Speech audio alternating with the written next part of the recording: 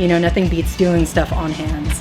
Highly recommend it to anybody. If you're interested in learning about this, come on through.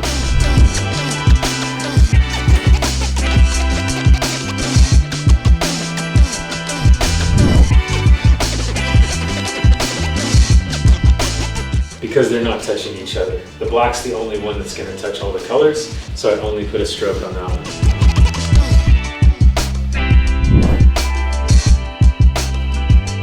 You're finding the horizontal, so other way. You get one where you get behind all that ink to keep the ink on that side. There you go. Gotcha.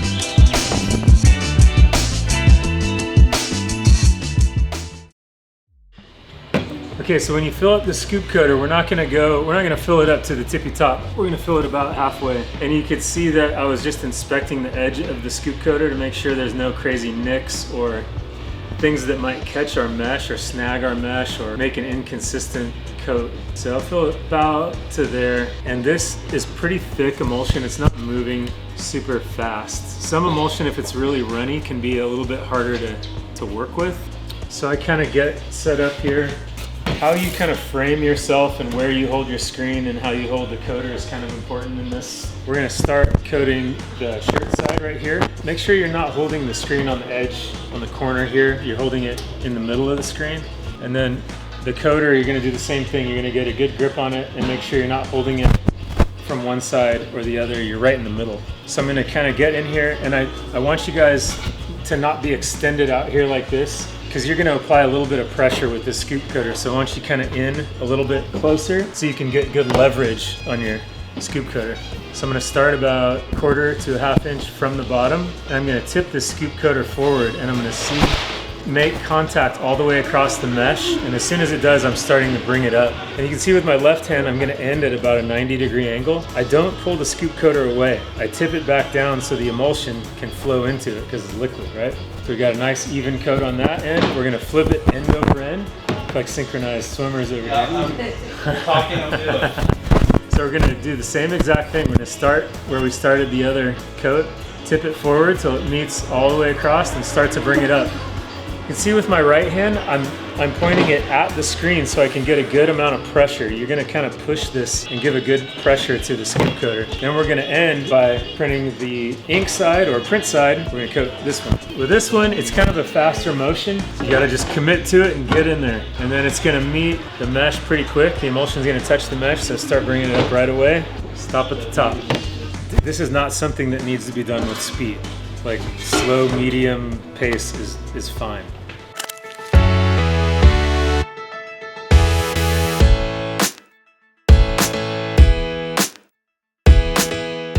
This is our example of our CMYK print for the day. We have a photo style graphic or watercolor style graphic. That's where CMYK is going to excel, where you have lots of hundreds or more of colors trying to blend together. Where it's not going to excel very much is going to be recreation of spot color. So if you have more than 6 spot colors and you're trying to recreate those with CMYK, it's really finicky as far as print style, speed, amount of times you're going to hit the ink on the screen. Same print, just 2 different styles of printing. So this one is just 1 swipe of each color flashing in between. And this one is multiple swipes of each color, so you're just oversaturating the image. So if you're doing this job for a customer, you'd probably have your phone or your computer up and comparing your finished product to what you've printed. And then you would want to try and get as close as possible to that. If it's your own art project, then like whatever looks cool to you. When you over flash print your CMYK inks, they do get a little shiny and like a little sticky almost.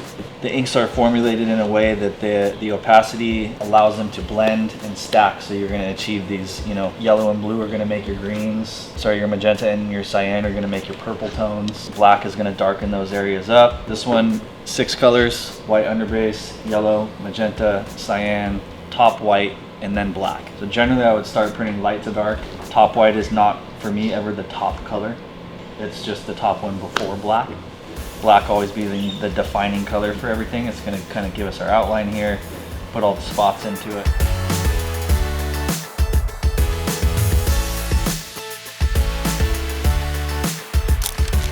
give you a quick rundown on kind of how to place your films. The way I do it, I kind of treat it like I'm standing at the press, like the middle of the press is here and the screen coming down right here. That's kind of how I run it.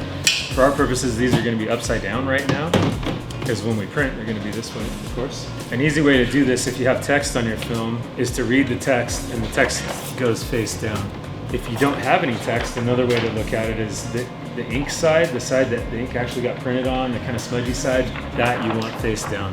For the most part, the way we have everything set up, we're going to have our image start about 5 inches down from the outer edge of the screen. What you do is you place it to where your image is starting where you want it, and then you look at this center line and you see where that's coming to.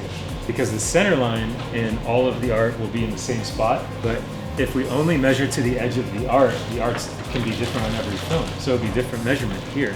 So for that purpose, we're gonna measure to that center line instead. So this screen, the outer diameter is 20 by 24.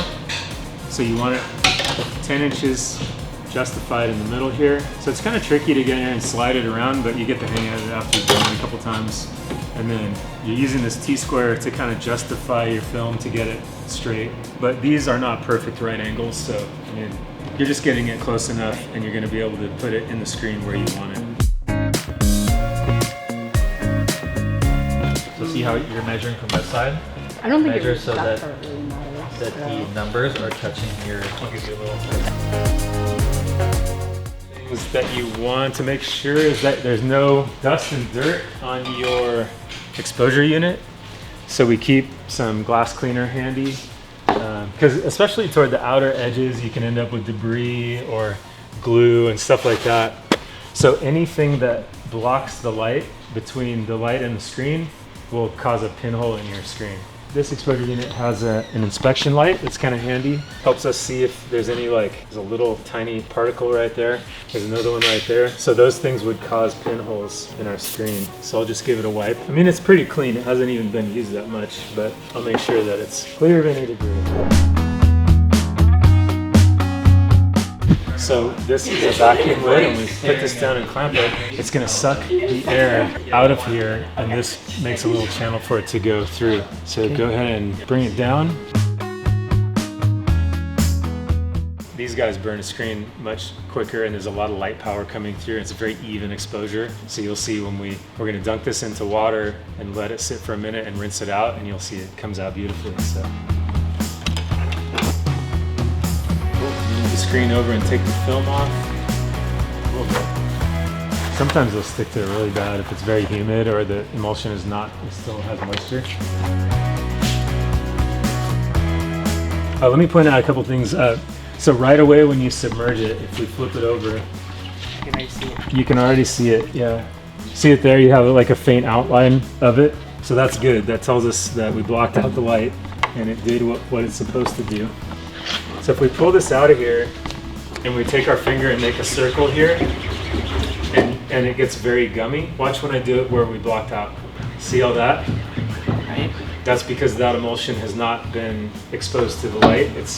So if I stay here long enough, you're going to see open mesh there because I'm going to rub it all out of there. But if I did that over here and it did it, then we would know the light hasn't made it all the way through. It hasn't done its job, essentially. That's good. If you did it over here and it got really gummy, then it would blast out where you don't want it to blast out. So we only want our reg marks and our actual imprint area to wash away. So we'll put it in the washout booth and we're going to face it away from us.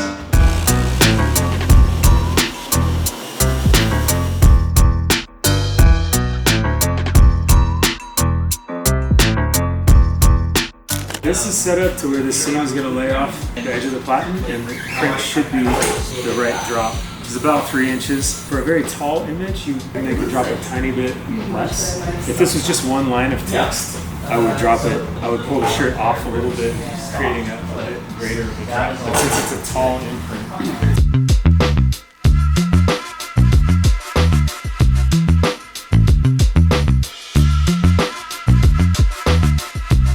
in the very beginning, you want to pull it as far on as you can. Far as you can, yep. There you go, perfect. So now from here, you're gonna handle it right here by the seams. You're gonna lift it up and back. If it needs to come to the right or left, that's when you're gonna pull it to the right or left. Perfect, that's it. Absolutely wanna make sure it's not in there because that will ruin the shirt. That's good, that's good. Yep, you only want to flood as much as you have to, but see how far? I don't think the screen is seated in the registration yet. There you go. Beautiful. Stop right there. So you don't want to push all the way to here because the ink gets up on here. So you want to, where your print ends is where you want to stop. To determine that, so I would just bring down a screen and then get down with it sideways. So your print is going to be about right here.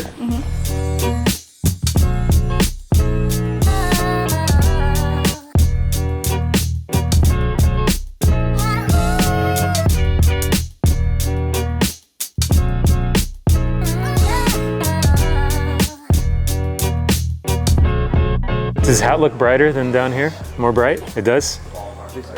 Yeah, I think it could be because you're getting, at the very beginning, it's a lot of pressure, and then it like, yeah, a little bit, but it's good. It's just this 305.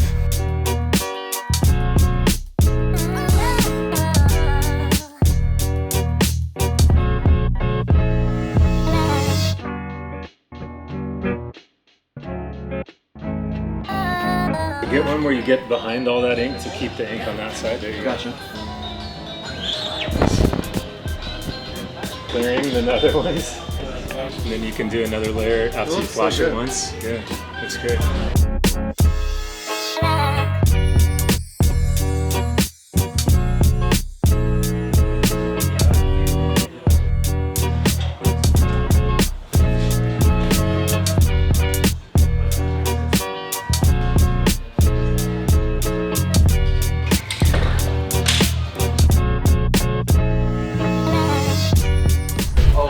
Amanda.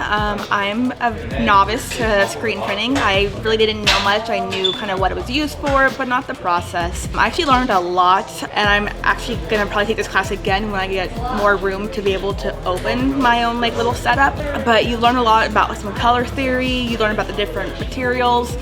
And honestly, I've already told my friends about this class, and I've already shown them some of the work that I got to make. So if you're interested in learning about this, come on through. Hello everyone, my name is Rigo, Rocky for the friends, and I just want to let you guys know that I'm here with the NorCal people, Matt and Steven. We just learning how to do the screen printing, and I can tell you that by the end of the first day, I was able to print this multicolor t-shirt. So I highly recommend this training classes. Hi, my name's B. My experience today and yesterday was so helpful. I've watched a lot of YouTube videos, and you know, nothing beats doing stuff on hands, and I'd highly recommend it to anybody that's interested in getting into screen printing.